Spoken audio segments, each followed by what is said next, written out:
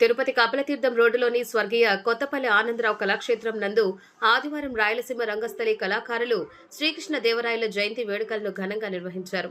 ఆయన చిత్రపటానికి పుష్పాంజలి ఘటించారు. ఈ సందర్భంగా సేవానిరతులు, కళా పోషకులు, కళాకారులు, విద్వాన్ కస్పా పద్మనాభం, బండి మధుసూదన్ రెడ్డి వెంకటయ్యను ఘనంగా సత్కరించారు. ఈ సందర్భంగా రాయలసీమ రంగస్థలి చైర్మన్ గుండాల గోపీనాథ్ రెడ్డి మాట్లాడుతూ తెలుగు భాష కీర్తిని నలదిశలా చాటిన గొప్ప రాజు శ్రీకృష్ణ దేవరాయలని కొనియాడారు. దేశ భాషలందు తెలుగు లెస్స అని చెప్పి అముక్త మాల్యద పవిత్ర గ్రంథాన్ని రచించి తన సామ్రాజ్యంలో అష్టదిగ్గజ కవులను పోషించి కళా పోషకుడిగా తెలుగు జాతి చరిత్రలో చిరస్థాయిగా నిలిచిపోయారని అన్నారు. ఆయన చిరస్మరణీయులని కొనియాడారు. ఈ కార్యక్రమంలో కెఎన్ రాజా, కొత్తపల్లి మునిరత్నం, సిద్ధేంద్ర శర్మ, సుబ్రహ్మణ్యం రెడ్డి తదితరులు పాల్గొన్నారు. మనకు ఉంది కాబట్టి అటువంటి కళారాధనలో భాగంగా మనం ఆయన యొక్క కీర్తిని కొనాడుతూ వారి యొక్క పేరుతో మనకు సన్మానాలు చేసుకోవడం అనేది చాలా గొప్పతనము. దానిలో భాగంగా ఈరోజు ముగ్గురు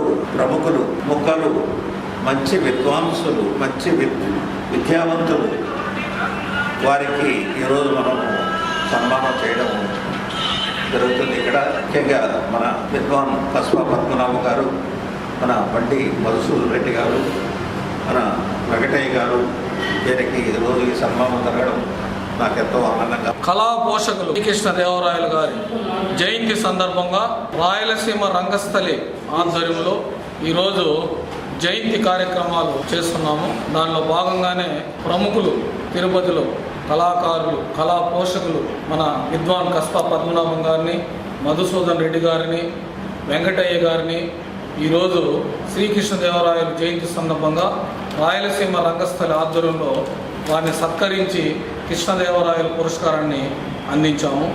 ముఖ్యంగా కృష్ణదేవరాయలు గారు మన తెలుగు జాతిని దశ దిశ వ్యాప్తి చెందిన రాజు మన కృష్ణదేవరాయలు గారు. కృష్ణదేవరాయలు గారు కళా పోషకులు, అష్టదిగ్గజ కవులను పోషించిన మన అఖిలాండ కోటి బ్రహ్మాండ నాయకుడు వెంకటేశ్వర స్వామి దర్శనానికి అనేక పర్యాయాలు వచ్చి వజ్ర వైడూర్య కానుకలను అందించారు. అలాంటి మహానుభావుడు కృష్ణదేవరాయలు గారు.